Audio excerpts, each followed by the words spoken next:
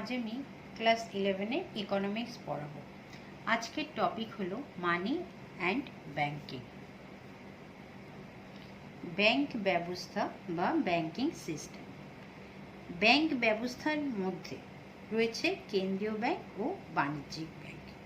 এদের কার্যাবলী নিয়ে আমি এখন আলোচনা করব।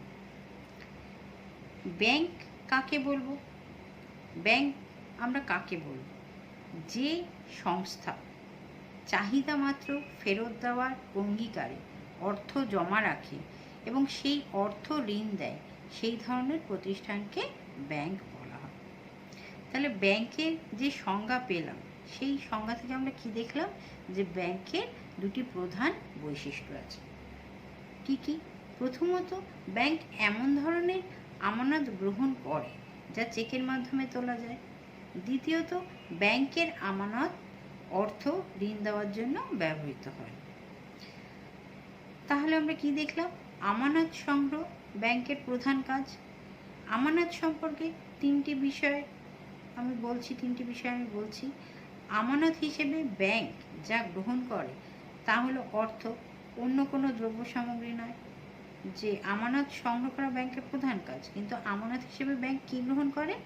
অর্থ গ্রহণ করে, অন্য কোনো দ্রব্য সামগ্রী গ্রহণ করে না। আমানত জনসাধারণের কাছ থেকে গ্রহণ করা হয়, শুধুমাত্র ব্যাংকের শেয়ার হোল্ডারদের কাছ থেকে নয়। 3 নম্বর, এই আমানতগুলি চেকের দ্বারা তোলা যেতে পারে বা চাহিদা মাত্র পাওয়া যেতে পারে। ঋণ দেওয়া হলো ব্যাংকের আরেকটি প্রধান কাজ। ঋণ দেওয়ার সম্পর্কেও মনে রাখতে হবে যে ব্যাংক যে অর্থ সংগ্রহ করে সেই অর্থ অপরকে ঋণ দেওয়ার কাজেই ব্যবহার করে। যদি কোনো প্রতিষ্ঠান জনসাধারণের কাছ থেকে আমানত সংগ্রহ করে সেই অর্থ নিজের ব্যবসায় বা নিজের কাজে নিয়োগ করে, তাহলে ওই ধরনের প্রতিষ্ঠানকে ব্যাংকিং প্রতিষ্ঠান বলা যাবে না। চেকের মাধ্যমে তোলা যেতে পারে এমন ধরনের অর্থ গ্রহণ ব্যাংকের একটি প্রয়োজনীয় বৈশিষ্ট্য। ব্যাংক হিসেবে পরিগণিত হতে গেলে আর্থিক প্রতিষ্ঠানকে আমানত থেকে গৃহীত অর্থ ঋণ আকারে দিতে হবে। যেমন ডাকঘর সঞ্চয় ব্যাংকে যে টাকা জমা পড়ে সেই টাকা চেকের মাধ্যমে তোলা যায়, কিন্তু আমাদের ব্যাংকের যে সংজ্ঞা আমরা পেলাম, কি পেলাম? যে ব্যাংকের সংজ্ঞা যে পেলাম তার থেকে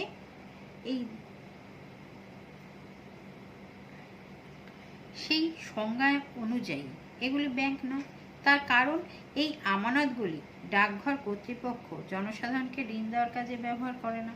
ডাকঘরে যে আমানত সংগৃহীত হয় সেগুলি সরকারি কাজেই ব্যবহৃত হয় এবং সরকারি ডাকঘরের মালিক, সেই জন্য ডাকঘর সঞ্চয় ব্যাংককে আমরা ব্যাংক বলি না বা ব্যাংক বলা হয় না। আবার কিছু কিছু আর্থিক প্রতিষ্ঠান আছে যারা জনসাধারণকে ঋণ দেয়, কিন্তু ঋণ দিলেই তাদের যে আমরা ব্যাংক বলবো এমন নয়। অনেক আর্থিক প্রতিষ্ঠান জনসাধারণের কাছ থেকে আমানত সংগ্রহ করে, কিন্তু সেই আমানতগুলি চেক কেটে তোলা যায় না। এই ধরনের আর্থিক প্রতিষ্ঠানকেও আমরা ব্যাংক বলবো না। এগুলি হচ্ছে কি? অব্যাংক আর্থিক প্রতিষ্ঠান।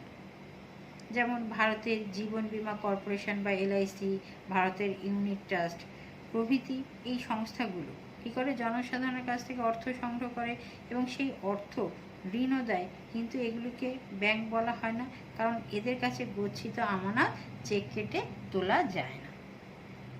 তাহলে আমরা দেখলাম ব্যাংক এবং অব্যাংক আর্থিক প্রতিষ্ঠান সম্পর্কে জানলাম। এই ব্যাংক এবং অব্যাংক আর্থিক প্রতিষ্ঠানের মধ্যে পার্থক্যগুলো কী কী? প্রথম পার্থক্য কি? যে ব্যাংকগুলি বিভিন্ন ব্যক্তি বা প্রতিষ্ঠানের কাছ থেকে আমানত গ্রহণ করে, বিশেষ করে বাণিজ্যিক ব্যাংকগুলি আমানত গ্রহণ করে এবং এই আমানতি অর্থের একটি অংশ চেকের মাধ্যমে তুলে নেওয়ার সুযোগ দেয়। কিন্তু অব্যাংক আর্থিক প্রতিষ্ঠানগুলো বিভিন্ন ব্যক্তি ও প্রতিষ্ঠানের কাছ থেকে আমানত গ্রহণ করে, কিন্তু আমানতি অর্থ চেকের মাধ্যমে তুলে নেওয়ার সুযোগ দেয় না। দ্বিতীয়ত কি?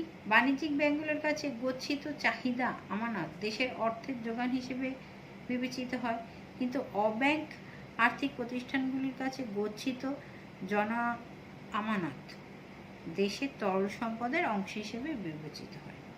বাণিজ্যিক ব্যাংকগুলো ঋণ প্রদানের মাধ্যমে ঋণ অর্থ সৃষ্টি করতে সক্ষম হয়। অব্যাংকিং আর্থিক প্রতিষ্ঠানগুলো ঋণ অর্থ সৃষ্টি করতে অক্ষম। বাণিজ্যিক ব্যাংকগুলির মোট আমানতের একটি অংশ কেন্দ্রীয় ব্যাংকের কাছে জমা রাখতে হয়, কিন্তু অব্যাংক আর্থিক প্রতিষ্ঠানগুলিকে কেন্দ্রীয় ব্যাংকের কাছে তাদের আমানতের নির্দিষ্ট কোনো অংশ জমা রাখতে হয়। বাণিজ্যিক ব্যাংকের উদাহরণ কি? Punjab national bank. আর ভারতের একটি অব্যাংকিং আর্থিক প্রতিষ্ঠানের উদাহরণ হচ্ছে জীবন বীমা কর্পোরেশন বা এলআইসি।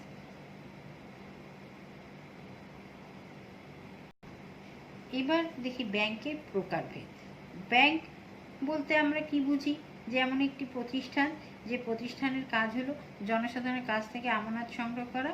এই আমানত অর্থ চাহিদা মাত্র ফেরত দেওয়ার অঙ্গীকারে গ্রহণ করা হয় এবং ব্যাংক এই অর্থ ঋণ দেওয়ার কাজে ব্যবহার করে। কোনো একটি দেশে ব্যাংকিং কাজকর্ম করার জন্য বিভিন্ন ধরনের ব্যাংকিং প্রতিষ্ঠান দেখা যায়। কি কি? প্রথম হচ্ছে কেন্দ্রীয় ব্যাংক বা সেন্ট্রাল ব্যাংক। কেন্দ্রীয় ব্যাংক দেশের শীর্ষস্থানে অবস্থিত এবং নেতৃস্থানীয় ব্যাংকিং প্রতিষ্ঠান। প্রত্যেক দেশের ব্যাংক ব্যবস্থার শীর্ষস্থানে একটি কেন্দ্রীয় ব্যাংক থাকে। দেশের টাকা কড়ি প্রচলন এবং নিয়ন্ত্রণের পুরোপুরি দায়িত্ব থাকে এই কেন্দ্রীয় ব্যাংকের হাতে। এছাড়া অন্যান্য ব্যাংককে নিয়ন্ত্রণ করা, দেশের আর্থিক পরিস্থিতি অনুযায়ী তাদের যথাযোগ্য পরিচালনা করা কেন্দ্রীয় ব্যাংকের কাজ। ভারতের কেন্দ্রীয় ব্যাংকের নাম কি? যে রিজার্ভ ব্যাংক অফ ইন্ডিয়া বা আরবিআই। আর কি আছে? বাণিজ্যিক ব্যাংক বা কমার্শিয়াল ব্যাংক।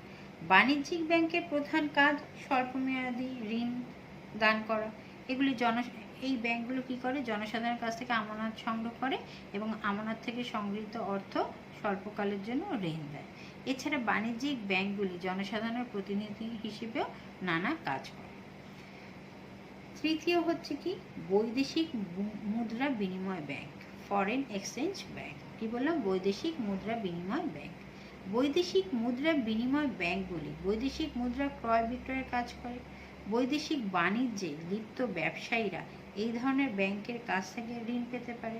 বৈদেশিক মুদ্রা এই সমস্ত ব্যাংকের কাছে বিক্রি করা হয়, অর্থাৎ এই সমস্ত ব্যাংকের কাছ থেকে কেনা হয়। আমদানি রপ্তানি কাজকর্ম করার জন্য যে অর্থের প্রয়োজন হয় সেই অর্থ এই ব্যাংকগুলোর কাছ থেকে ঋণ আকারে পাওয়া যায়। চতুর্থত কি? শিল্প ব্যাংক বা ইন্ডাস্ট্রিয়াল ব্যাংক। শিল্প ব্যাংকগুলি দেশে শিল্পকে দীর্ঘমেয়াদী ঋণ দিয়ে সাহায্য করে। এছাড়া এগুলো শিল্প প্রতিষ্ঠানের শেয়ার, ডিবেঞ্চার প্রভৃতিও কেনে। ভারতের শিল্প অর্থ কর্পোরেশন বা ইন্ডাস্ট্রিয়াল ফিনান্সিয়াল কর্পোরেশন, শিল্পায়ন ব্যাংক বা আইডিবিআই হচ্ছে এই ধরনের শিল্প ব্যাংকের উদাহরণ। কৃষি ব্যাংক বা এগ্রিকালচারাল ব্যাংক। কৃষি ব্যাংক কৃষিক্ষেত্রে ঋণ দেয়। কৃষকদের জমি উন্নয়ন এবং কৃষি যন্ত্রপাতি কেনার জন্য এই ব্যাংকগুলো দীর্ঘমেয়াদী ঋণ দেয়। National bank of agriculture and rural development বা নাবার্ড হলো এই কৃষি ব্যাংকের উদাহরণ। এছাড়াও ভূমি উন্নয়ন ব্যাংক এবং আঞ্চলিক গ্রামীণ ব্যাংকগুলো কৃষি উন্নয়নের জন্য ঋণ দেয়। তাই এগুলিকেও কৃষি ব্যাংক হিসেবে গণ্য করা হয়। আর কি আছে? সমবায় ব্যাংক বা কোঅপারেটিভ ব্যাংক। এই ব্যাংকগুলি সমবায়ের ভিত্তিতে গঠিত হয় এবং সমবায় সমিতির সদস্যদেরই এই ব্যাংকগুলো ঋণ দেয়। অন্যান্য ব্যাংকের সাথে বাণিজ্যিক ব্যাংকের তফাৎ কি? যে অন্য ব্যাংকগুলির অর্থনীতির বিশেষ বিশেষ ক্ষেত্রে ঋণ দেয়। যেমন কৃষি ব্যাংকের কাজ কৃষিক্ষেত্রে ঋণের যোগান দেওয়া, শিল্প ব্যাংকের কাজ শিল্পক্ষেত্রে ঋণের যোগান দেওয়া, সমবায় ব্যাংকের কাজ সমবায় সমিতিগুলোকে ঋণের যোগান দেওয়া প্রভৃতি। তাছাড়া বাণিজ্যিক ব্যাংকগুলি ছাড়া অন্যান্য ব্যাংক প্রধানত দীর্ঘমেয়াদী ঋণ দেয়, কিন্তু বাণিজ্যিক ব্যাংকগুলো প্রধানত স্বল্পমেয়াদী ঋণ দিয়ে থাকে। এবার দেখো যে বাণিজ্যিক ব্যাংকের কাজকর্ম, ফাংশনস অফ কমার্শিয়াল ব্যাংক। বাণিজ্যিক ব্যাংক কি কি কাজ করে? কোন দেশের বাণিজ্যিক ব্যাংকগুলো নানা ধরনের কাজ করে। সেই কাজগুলো কি কি? প্রথম কাজ কি? বাণিজ্যিক ব্যাংকগুলোর প্রথম কাজ হলো জনসাধারণের কাছ থেকে আমানত গ্রহণ করা। ব্যক্তিরা প্রতিষ্ঠানের নগদ অর্থ আমানত হিসেবে বাণিজ্যিক ব্যাংকগুলি গ্রহণ করে। কি বললাম?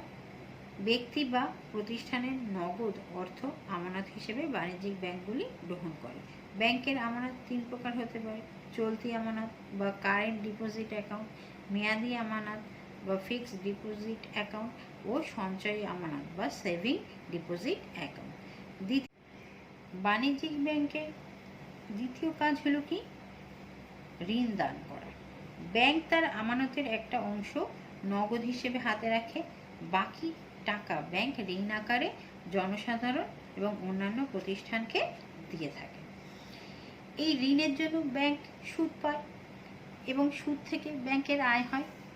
ঋণ থেকে ব্যাংক যে সুদ পায় সেটি ব্যাংক আয়ের প্রধান উৎস। তৃতীয়ত কি? ব্যাংক কিছু কিছু কাজ করে থাকে তার গ্রাহকদের প্রতিনিধি হিসেবে, বা ব্যাংক গ্রাহকদের প্রতিনিধি হিসেবে কাজ করে। যে এই কাজগুলো করে দেওয়ার জন্য ব্যাংক তার মক্কেলদের কাছ থেকে কি পায়? কমিশন পায়। এভাবেও ব্যাংকের আয় হয়। প্রতিনিধি হিসেবে কি ব্যাংক যে কাজগুলো করে তার মধ্যে উল্লেখযোগ্য হলো কি? এক স্থান থেকে অন্য স্থানে অর্থ পাঠানো। একজন ব্যাংক এজন্য ব্যাংক ড্রাফট ব্যবহৃত হয়। ব্যাংক ড্রাফটের মাধ্যমে এক স্থান থেকে অন্য স্থানে টাকা পাঠানো যায়। চতুর্থ কাজ কি? যে মক্কেলদের প্রতিনিধি হিসেবে কাজ করা ছাড়াও ব্যাংক আরও অন্যান্য কাজ করে থাকে। বাণিজ্যিক ব্যাংক কোনো ব্যক্তি বা পরিবারের মূল্যবান সম্পত্তির নিরাপত্তার সঙ্গে রক্ষা করে। এই জন্য ব্যাংকের বিশেষ প্রহরা এবং প্রতিরক্ষার ব্যবস্থা আছে। ব্যাংকের লকারে এই মূল্যবান সম্পত্তিগুলো রাখা হয়, এজন্য ব্যাংক লকার ভাড়া আদায় করে। এছাড়া ভ্রমণকারীদের সুবিধার জন্য ব্যাংক ট্রাভেলার্স চেক ইস্যু করে। এই চেকের সাহায্যে বিদেশে বা দেশের যে কোনো স্থানে জিনিসপত্র কেনা যায়, তার জন্য নগদ টাকা বয়ে নিয়ে যেতে হয় না। পঞ্চম কাজ কি ব্যাংকের? কমার্শিয়াল ব্যাংকের আন্তর্জাতিক বাণিজ্যের ক্ষেত্রেও ব্যাংক সাহায্য করে। বাণিজ্যিক ব্যাংকের মাধ্যমে বৈদেশিক মুদ্রা ক্রয় বিক্রয় হয়। বৈদেশিক বাণিজ্যে ব্যবহৃত দলিল পত্রাদি যেমন বৈদেশিক হুন্ডি, দ্রব্য চালানের রসিদ, বিমানপত্র ইত্যাদি বাণিজ্যিক ব্যাংক বহন করে। ষষ্ঠত কি? ব্যাংকগুলি তাদের মক্কেলদের চেকের মাধ্যমে তাদের গচ্ছিত টাকা তোলার এবং চেকের মাধ্যমে লেনদেন করার সুবিধা দিয়ে থাকে।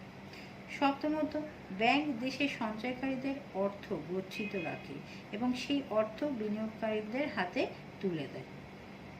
সঞ্চয় এবং বিনিয়োগ এই দুটি কাজ সাধারণত দুটি পৃথক শ্রেণীর লোকেরা করে থাকে। ব্যাংক হলো এমন একটি প্রতিষ্ঠান যার মাধ্যমে এই দুটি শ্রেণীর লোকদের মধ্যে যোগসূত্র স্থাপিত হয়। অষ্টমত কি? উন্নয়নশীল দেশগুলিতে বাণিজ্যিক ব্যাংকগুলি অনেক উন্নয়নমূলক কাজও করে থাকে যা অর্থনৈতিক উন্নয়নে সাহায্য করে। এবার দেখি কেন্দ্রীয় ব্যাংক কি কি কাজ করে। প্রতিটি দেশে ব্যাংক ব্যবস্থার শীর্ষস্থানে থাকে কেন্দ্রীয় ব্যাংক। প্রতিটি স্বাধীন দেশেই অর্থ ব্যবস্থার সুস্থ সংগঠন, তত্ত্বাবধান, নিয়ন্ত্রণ এবং উন্নয়নের উদ্দেশ্যে কেন্দ্রীয় ব্যাংক একটি অপরিহার্য প্রতিষ্ঠান। বাণিজ্যিক ব্যাংকগুলিকে নিয়ন্ত্রণ করা, তদারকি করা এবং দেশের আর্থিক পরিস্থিতি অনুযায়ী তাদের কাজের যথাযোগ্য পর্যালোচনা ও পরিচালনা করাই কেন্দ্রীয় ব্যাংকের কাজ। পৃথিবীর প্রত্যেকটি দেশে একটি করে কেন্দ্রীয় ব্যাংক আছে। ভারতের কেন্দ্রীয় ব্যাংকের নাম কি? Reserve bank of India. এই কেন্দ্রীয় ব্যাংক 6টি কাজ করে। কি কি কাজ? প্রথম হচ্ছে কেন্দ্রীয় ব্যাংক দেশের নোট প্রচলনের একচ্ছত্র অধিকারী। কেন্দ্রীয় ব্যাংক ছাড়া অন্য কোনো বাণিজ্যিক ব্যাংকের নোট প্রচলনের অধিকার নেই। এর ফলে সারা দেশে একই রকমের নোট চালু থাকে এবং যেহেতু কেন্দ্রীয় ব্যাংকই ব্যাংক ব্যবস্থার শীর্ষস্থানে অবস্থিত, সেহেতু এই নোটগুলির প্রতি জনসাধারণের আস্থা বজায় থাকে। দ্বিতীয় কাজ কি? কেন্দ্রীয় ব্যাংক সরকারের ব্যাংকার হিসেবে কাজ করে। সরকারের ব্যাংকার হিসেবে সরকারের যাবতীয় হিসেব নিকেশ করার ভার কেন্দ্রীয় ব্যাংকের উপর থাকে। আবার সরকারের এজেন্ট বা প্রতিনিধি হিসেবেও কেন্দ্রীয় ব্যাংক সরকারের নানা কাজকর্ম করে। উদাহরণস্বরূপ সরকারি ঋণের সুদ যথাসময়ে দেওয়া, সরকারি ঋণ পরিশোধ করা, সরকারি ঋণের হিসেব রাখা, এইসব কাজ কেন্দ্রীয় ব্যাংক করে থাকে। তৃতীয় কাজ কি? কেন্দ্রীয় ব্যাংকের অন্য একটি প্রধান কাজ হলো বাণিজ্যিক ব্যাংকগুলির ব্যাংকার হিসেবে কাজ করা।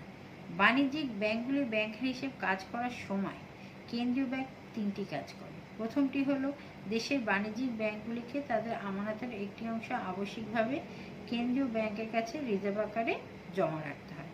দ্বিতীয়টি হলো যে কেন্দ্রীয় ব্যাংক বাণিজ্যিক ব্যাংকের সর্বশেষ স্তরের ঋণদাতা হিসেবে কাজ করে। তৃতীয় হলো যে কেন্দ্রীয় ব্যাংক নিকাশি ঘরের কাজ করে। এই তিন, ঠিক আছে। এবার দেখো এই তিনটে কাজকে আমরা কিভাবে আমি বর্ণনা করছি সংক্ষেপে, অতি সংক্ষেপে, যে ব্যাংকগুলি নিরাপত্তার জন্য, অর্থাৎ ব্যাংকগুলি যাতে প্রয়োজনে আমানতকারীদের টাকা ফেরত দিতে পারে তার জন্য প্রতি দেশেই কেন্দ্রীয় ব্যাংক বাণিজ্যিক ব্যাংকগুলির আমানতের একটি অংশ রিজার্ভ আকারে জমা রাখে। এই জমার ভিত্তিতে প্রয়োজন হলে বাণিজ্যিক ব্যাংকগুলি কেন্দ্রীয় ব্যাংকের কাছে ঋণ পেতে পারে। প্রয়োজন বোধে কেন্দ্রীয় ব্যাংক এই জমার অনুপাতকে বাড়াতে বা কমাতে পারে। আবার কোনো বাণিজ্যিক ব্যাংকের হঠাৎ যদি অর্থের প্রয়োজন হয় তাহলে অন্য কোনো সূত্র থেকে ঋণ না করে বাণিজ্যিক ব্যাংকটি কেন্দ্রীয় ব্যাংকের কাছে উপস্থিত হলে কেন্দ্রীয় ব্যাংক তাকে অবশ্যই ঋণ দিয়ে সাহায্য করে। এই জন্য কেন্দ্রীয় ব্যাংককে বাণিজ্যিক ব্যাংকগুলির অগতির গতি বা শেষ স্তরের ঋণদাতা বলা হয়। কেন্দ্রীয় ব্যাংক আরেকটি কাজ করে, কি বললাম, সেটা হলো নিকাশি ঘরের কাজ। এই কাজটি কিভাবে আমি তোমাদের বলবো, ধরো কোনো একটি নির্দিষ্ট সময়ে বিভিন্ন ব্যাংকের কাছে আমানতকারীরা বিভিন্ন চেক আদায়ের জন্য জমা দেয়। এই চেকগুলি বিভিন্ন ব্যাংকের উপর ড্র করা। এই ধরনের চেকগুলি অর্থ আদান প্রদান নিকাশি ঘরের মাধ্যমেই হয়ে থাকে। যেহেতু সমস্ত বাণিজ্যিক ব্যাংকেরই কেন্দ্রীয় ব্যাংকের কাছে আমানত আছে, সেই জন্য কেন্দ্রীয় ব্যাংক বিভিন্ন ব্যাংকের মধ্যে এই লেনদেনগুলির সমন্বয় সাধন করতে পারে। খুব কম অর্থ ব্যবহার করে এই নিকাশি ঘরের কাজের জন্য কি হয়, নগদ অর্থের ব্যবহার খুব কম রাখা সম্ভব হয়। কেন্দ্রীয় ব্যাংকের চতুর্থ কাজ কি? কেন্দ্রীয় ব্যাংক দেশের স্বর্ণ ভাণ্ডার এবং বৈদেশিক মুদ্রার তহবিল রক্ষা করে। প্রতিটি দেশেই কিছুটা স্বর্ণ ভাণ্ডার জমা থাকে। এই স্বর্ণ ভাণ্ডার জমা রেখে এর ভিত্তিতেই কাগজি নোট ইস্যু করা হয়। আবার বিদেশের সঙ্গে লেনদেনের জন্য স্বর্ণের প্রয়োজন হয়, সেই জন্য কেন্দ্রীয় ব্যাংককে একটি স্বর্ণ ভাণ্ডার বজায় রাখতে হয়। সরকারি স্বর্ণ ভাণ্ডার এই কেন্দ্রীয় ব্যাংকের হাতেই জমা থাকে। পঞ্চম কাজ কি? কেন্দ্রীয় ব্যাংক সমগ্র দেশের বিভিন্ন বিষয়ে অর্থনৈতিক সংবাদ সংগ্রহ করে এবং এই সংবাদ একত্রিত করে বা সংকলিত করে প্রকাশ করে। ষষ্ঠ বা শেষ কাজ কি? কেন্দ্রীয় ব্যাংকের অপর প্রধান উল্লেখযোগ্য কাজ হলো ঋণ নিয়ন্ত্রণ। তাহলে এই পর্যন্ত আমরা কি করলাম, যে কেন্দ্রীয় ব্যাংকের কার্যাবলী। এবার দেখো কেন্দ্রীয় ব্যাংক ও বাণিজ্যিক ব্যাংকের মধ্যে পার্থক্যগুলো কি কি। প্রথম পার্থক্য কি? কেন্দ্রীয় ব্যাংকের প্রধান উদ্দেশ্য দেশের অর্থনৈতিক উন্নয়নের স্বার্থে কাজ করা, আর বাণিজ্যিক ব্যাংকের প্রধান উদ্দেশ্য হলো কি, মুনাফা অর্জন করা। দ্বিতীয়ত, কেন্দ্রীয় ব্যাংক বিভিন্ন বাণিজ্যিক ব্যাংকের ব্যাংকার হিসেবে কাজ করে বা ব্যাংকার। বাণিজ্যিক ব্যাংক বিভিন্ন আমানতকারীদের ব্যাংকার। কেন্দ্রীয় ব্যাংক নোট ছাপাতে পারে, কিন্তু বাণিজ্যিক ব্যাংক নোট ছাপাতে পারে না। চতুর্থত কি? কেন্দ্রীয় ব্যাংক সরকারের ব্যাংকার হিসেবে কাজ করে এবং সরকারকে ঋণ দেয়। বাণিজ্যিক ব্যাংক বিভিন্ন আমানতকারীদের ব্যাংকার এবং তাদেরকে ঋণ সরবরাহ করে। পঞ্চমত, কেন্দ্রীয় ব্যাংক জনসাধারণের কাছ থেকে আমানত গ্রহণ করে না। বাণিজ্যিক ব্যাংক সরাসরি জনসাধারণের কাছ থেকে আমানত গ্রহণ করে। ষষ্ঠত, কেন্দ্রীয় ব্যাংক সরাসরি জনসাধারণকে ঋণ প্রদান করে না। বাণিজ্যিক ব্যাংক সরাসরি আমানতকারীকে ঋণ প্রদান করে। সপ্তম বা শেষ পার্থক্য কি? কেন্দ্রীয় ব্যাংক দেশের বৈদেশিক মুদ্রা ভাণ্ডার রক্ষা করে এবং বৈদেশিক মুদ্রার বিনিময় হারে স্থিতিশীলতা বজায় রাখার দায়িত্ব পালন করে।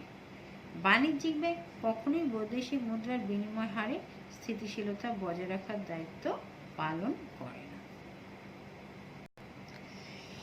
এবার দেখি যে কেন্দ্রীয় ব্যাংকের ঋণ নিয়ন্ত্রণ পদ্ধতি বা কেন্দ্রীয় ব্যাংক কিভাবে ঋণ নিয়ন্ত্রণ করে। কেন্দ্রীয় ব্যাংকের একটি গুরুত্বপূর্ণ কাজ আমরা পড়েছি যে ঋণ নিয়ন্ত্রণ, একটু আগেই আমি বললাম তোমাদের।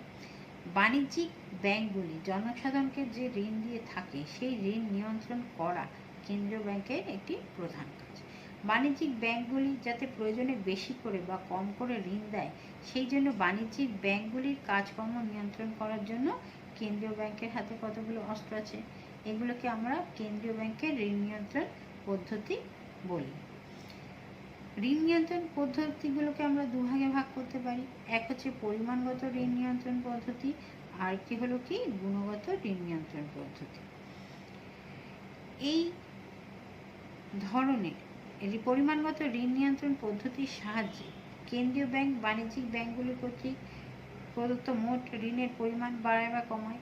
এই ধরনের ঋণ নিয়ন্ত্রণ পদ্ধতির মধ্যে রয়েছে কি ব্যাংক রেট, খোলা বাজার কার্যকলাপ এবং পরিবর্তনীয় রিজার্ভের অনুপাত। ব্যাংক রেট কাকে বলে?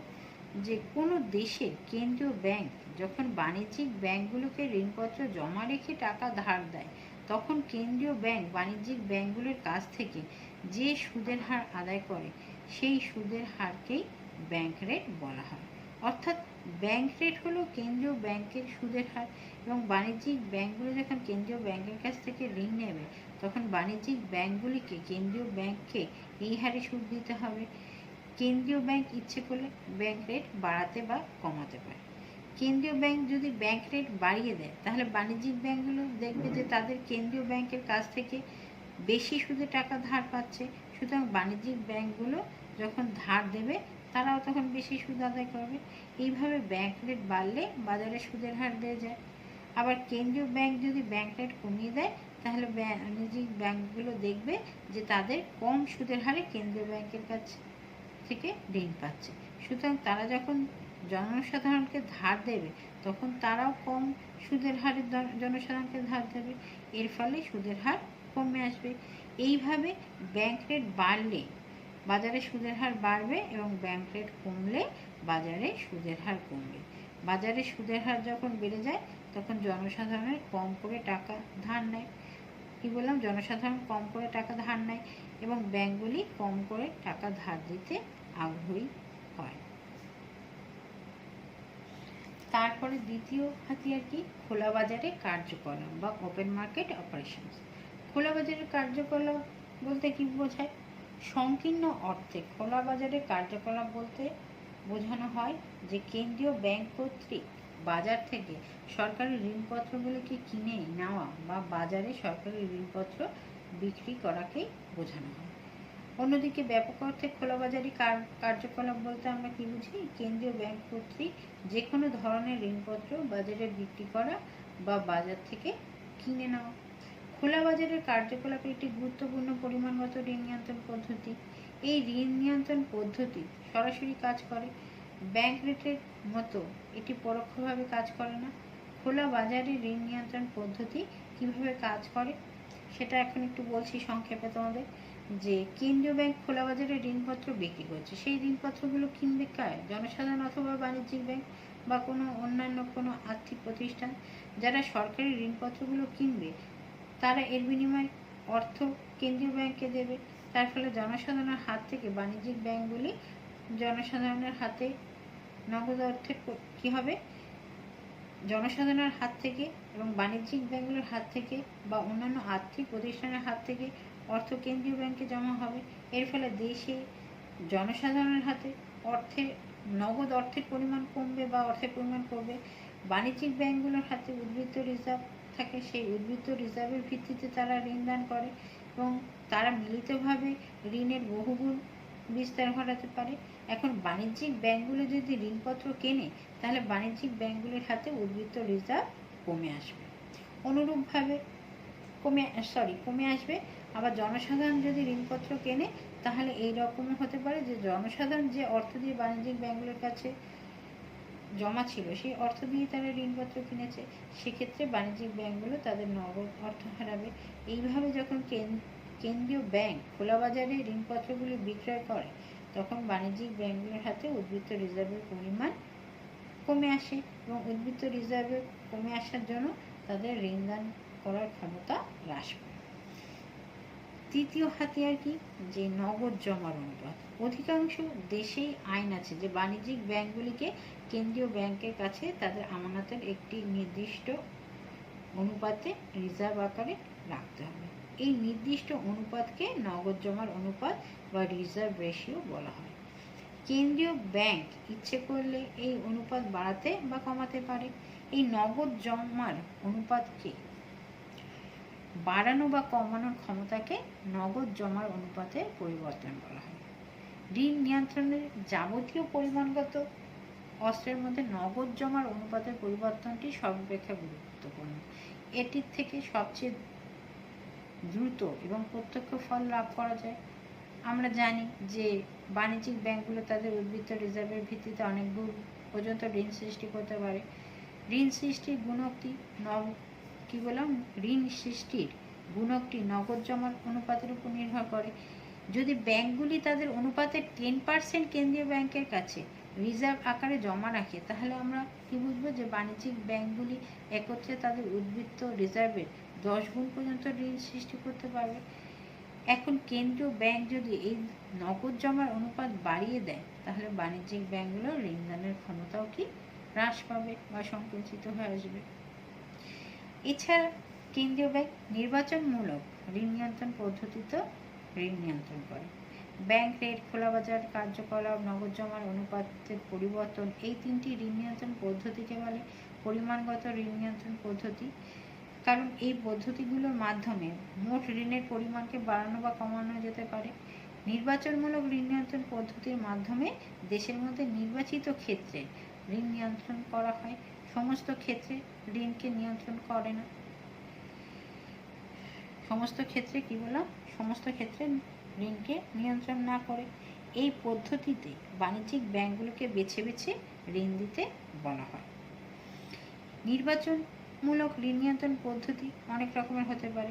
বিভিন্ন ধরনের ব্যাংক রেট আদায়, ঋণের উপর নগদ মার্জিন পরিবর্তন, ভোগ্যপণ্য ক্রয়ের জন্য ঋণ নিয়ন্ত্রণ, আমদানির আগে জমা রাখা ইত্যাদি।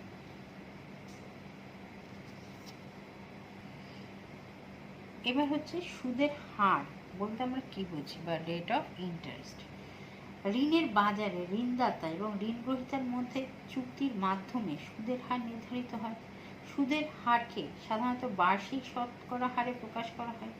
যেমন যদি বলা হয় সুদের হার 10%, তার অর্থ হলো 100 টাকায় 1 বছরে সুদ হলো 10 টাকা। ঋণের বাজারে একটি মাত্র সুদের হার থাকে না, নানা সুদের হার থাকে। কারণ সুদের হার একদিকে যেমন সময়কালের উপর নির্ভর করে, অন্যদিকে তেমনি ঋণ আদায়ের ঝুঁকির উপরও নির্ভর করে। জনসাধারণ যখন ব্যাংকে টাকা জমা রাখে, তখন প্রকৃতপক্ষে ব্যাংক ঋণ গ্রহীতা এবং জনসাধারণ ঋণদাতা। আমানতের উপর প্রদত্ত সুদের হার ঋণের বাজারে একটি সুদের হার। আবার কোনো ব্যক্তি বা ফার্ম যখন ব্যাংকের কাছে ঋণ গ্রহণ করছে, তখন ব্যাংক ঋণদাতা এবং ব্যক্তি বা ফার্ম ঋণ গ্রহীতা। এক্ষেত্রে ব্যাংক যে সুদের হার আদায় করে, তাও ঋণের বাজারে একটি সুদের হার। বিভিন্ন গ্রাহকের ক্ষেত্রে এই হার বিভিন্ন হতে পারে। ঠিক আছে, এইবার দেখি সুদের হার কত রকম আছে। প্রথম হচ্ছে মৌলিক সুদের হার। ব্যাংক যখন ঋণ দিচ্ছে, তখন যদি কোনো ঝুঁকি না থাকে, তাহলে সেই ঋণের ক্ষেত্রে ব্যাংক যে সুদের হার আদায় করে, তাকে বলা হয় মৌলিক সুদের হার। কি বললাম, ব্যাংক যখন ঋণ দিচ্ছে, তখন যদি কোনো ঝুঁকি না থাকে, তাহলে সেই ঋণের ক্ষেত্রে ব্যাংক যে সুদের হার আদায় করে, তাকে বলা হয় মৌলিক সুদের হার।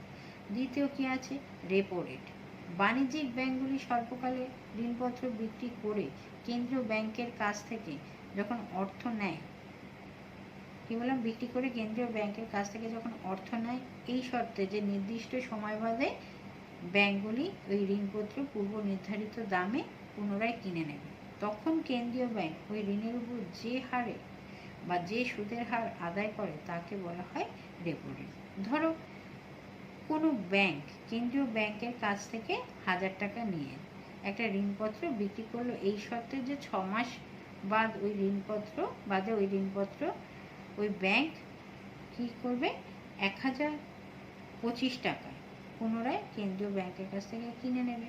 এক্ষেত্রে 1000 টাকার 6 মাসের সুদ হলো কত? সুদ হলো টাকা, অর্থাৎ 100 টাকার 6 মাসের সুদ হবে কত?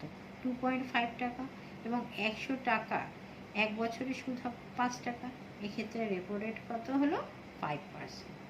তৃতীয়ত কি? Bank rate. বাণিজ্যিক ব্যাংকগুলো যখন কেন্দ্রীয় ব্যাংকের কাছ থেকে দীর্ঘকালীন ঋণ নেয়, তখন কেন্দ্রীয় ব্যাংক বাণিজ্যিক ব্যাংকগুলির ক্ষেত্রে যে সুদের হার ধার্য করে তাকেই বলা হয় ব্যাংক রেট। আর কি আছে? বিপরীত রেপো রেট। যে সুদের হারে কেন্দ্রীয় ব্যাংক বাণিজ্যিক ব্যাংকগুলোর কাছ থেকে ঋণ নেয় তাকে বলে বিপরীত রেপো রেট। এই ঋণ স্বল্পকালের জন্য নেওয়া হয়। ব্যাংকগুলির হাতে অতিরিক্ত নগদ থাকলেও সেই অতিরিক্ত নগদ অর্থাৎ কেন্দ্রীয় ব্যাংক ঋণ নিয়ে তুলে নিতে পারে। বিপরীত রেপো রেট বাড়িয়ে দিলে বাণিজ্যিক ব্যাংকগুলির অতিরিক্ত নগদ অর্থ কেন্দ্রীয় ব্যাংকে ঋণ দেওয়া লাভজনক হবে। তাই বাজার থেকে অতিরিক্ত নগদ অর্থ তুলে নেওয়ার জন্য কেন্দ্রীয় ব্যাংক বিপরীত রেপো রেট কী করে? বাড়িয়ে দেয়। ঠিক আছে, আজকের ক্লাস এখানেই শেষ হলো, আর এই চ্যাপ্টারটিও এখানে শেষ হয়ে গেল।